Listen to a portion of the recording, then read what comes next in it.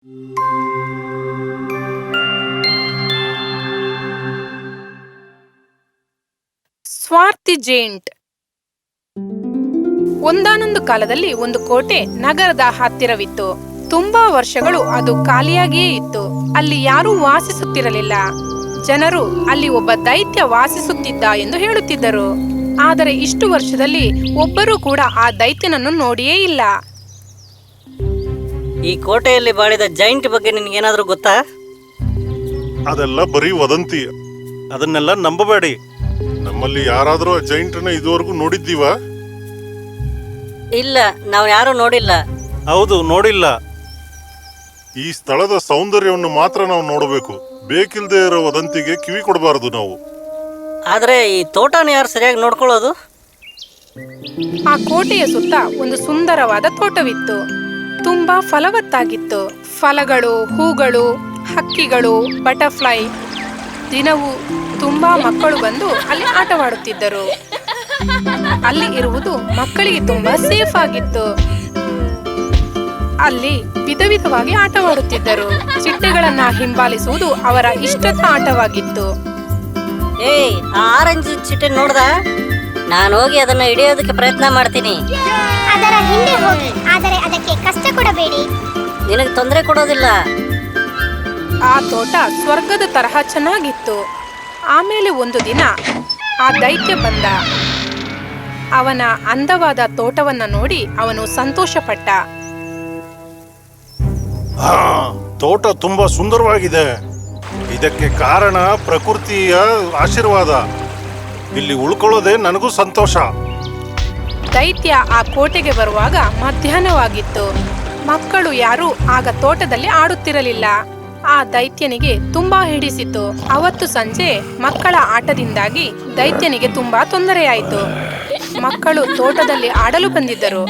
ಆದರೆ ದೈತ್ಯನಿಗೆ ಸದ್ದಿಲ್ಲದೆ ಇರುವುದು ತುಂಬಾ ಹಿಡಿಸಿತು. ತನ್ನ ಸುತ್ತಮುತ್ತ ಯಾರು ಇರುವುದು ಅವನಿಗೆ ಹಿಡಿಸಲಿಲ್ಲ. ಅವನು ತೋಟಕ್ಕೆ ಜೋರು ಮಾಡಲು ಹೊರಟನು.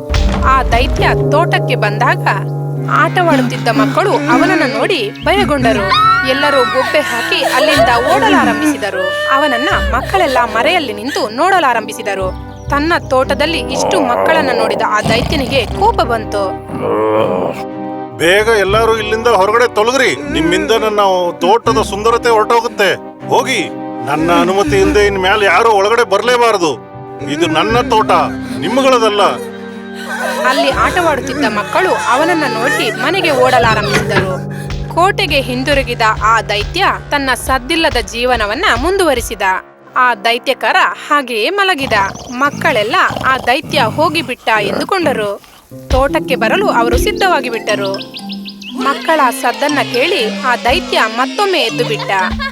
ಮತ್ತೆ ಕೋಪಗೊಂಡು ಬೊಬ್ಬೆ ಇಡಲಾರಂಭಿಸಿದ. ಮಕ್ಕಳೆಲ್ಲ ಭಯದಿಂದ ಮತ್ತೆ ಓಡಲಾರಂಭಿಸಿದರು. ಅಲ್ಲಿಂದ ಆ ದೈತ್ಯ ತೋಟದ ಕಡೆಗೆ ಕಣ್ಣು ಹಾಯಿಸತೊಡಗಿದ. ರಾತ್ರಿಯೆಲ್ಲ ಅವನು ಮಲಗಲೇ ಇಲ್ಲ. ಅವತ್ತು ರಾತ್ರಿ ಒಂದು ಹೂ ಮರದಿಂದ ರೆಂಬೆಗಳು ತುಂಡಾಗಿ ಕೆಳಗೆ ಬಿದ್ದವು. ಅದಕ್ಕೆ ಕಾರಣ ಏನೆಂದು ಅವನಿಗೆ ತಿಳಿಯಲಿಲ್ಲ. ಮರುದಿವಸ ಬೆಳಗ್ಗೆ ಮಕ್ಕಳೆಲ್ಲ ತೋಟದಲ್ಲಿ ಆಟವಾಡುವುದನ್ನ ದೈತ್ಯ ನೋಡಿದ. ತೋಟದ ಹತ್ತಿರಕ್ಕೆ ಅವನು ವೇಗವಾಗಿ ನಡೆದು ಬಂದ. ಮಕ್ಕಳೆಲ್ಲ ಅವನನ್ನ ನೋಡಿ ಭಯಪಟ್ಟರು. ಅವನನ್ನ ನೋಡಿ ಓಡಬೇಕೆಂದುಕೊಂಡರು. ಸುತ್ತ ಇರುವ ಬೇಲಿಯನ್ನ ದೊಡ್ಡದಾಗಿ ಮಾಡಬೇಕೆಂದುಕೊಂಡನು. ಆಮೇಲೆ ದೈತ್ಯ ನೆಮ್ಮದಿಯಾಗಿ ಇರಲಾರಂಭಿಸಿದನು. ತನ್ನ ಕೋಟೆಯೊಳಗೆ ಆಮೇಲೆ ಯಾರೂ ಬರಲಿಲ್ಲ. ಆ ಜೈಂಟ್ ತುಂಬಾ ಸ್ವಾರ್ಥಿಯಾಗಿದ್ದಾನಲ್ವಾ? ಹೇಗೆ ತೋಟದಲ್ಲಿ ಒಬ್ಬನೇ ಸಂತೋಷವಾಗಿರಕ್ ಸಾಧ್ಯ? ಅವನು ತುಂಬಾ ಬೇಜಾರಾಗಿದ್ದಾನೆ. ಅವನು ಯಾಕೆ ತುಂಬಾ ಬೇಜಾರಾಗಿದ್ದಾನೆ ಎಂದು ನಾವು ಕಂಡು ಹಿಡಿಯಬೇಕು. ಅವನು ನಮ್ಮ ಜೊತೆ ಆಟವಾಡಲು ಹೇಳೋಣವಾ? ಅವನ ಹತ್ರ ಒಳಗಡೆ ಹೋಗಿ ಮಲ್ಕೋ ಅಂತ ಮಾತ್ರ ನಮ್ಮಿಂದ ಹೇಳಕ್ಕಾಗೋದು. ದೈತ್ಯ ತುಂಬಾ ಹೊತ್ತು ನಿದ್ದೆ ಮಾಡಲಾರಂಭಿಸಿದ. ಎದ್ದ ಒಡನೆ ತೋಟವನ್ನ ನೋಡಬೇಕೆಂದು ಕಿಟಕಿಯ ಬಳಿ ಬಂದು ನಿಂತ. ಆದರೆ ಕೆಲವು ರೆಂಬೆಗಳು ಮುರಿದು ಬೀಳುತ್ತಿರುವುದನ್ನ ಅವನು ನೋಡಿದ. ಅದರಿಂದ ಈಗ ಎಲೆ ಉದುರ ಕಾಲ ಅಂತ ತಿಳ್ಕೊತೀನಿ. ಸ್ಪ್ರಿಂಗ್ ಸೀಸನ್ ಬಂದ್ರೆ ಮರಗಳು ತೋಟನು ಮುಂಚೆ ತರ ಇರ್ತವೆ. ಚಳಿಗಾಲ ಮುಗಿಯುವವರೆಗೂ ಅಲ್ಲೇ ಇದ್ದು ತೋಟವನ್ನ ನೋಡಿಕೊಂಡ. ಎಲೆಗಳು ಉದುರಿ ಹೋಗುತ್ತಲೇ ಇದ್ದವು. ಸ್ಪ್ರಿಂಗ್ ಸೀಸನ್ಗೋಸ್ಕರ ಕಾಯೋಣ. ಈಗ ತೋಟನ ಶುದ್ಧ ಮಾಡೋಣ.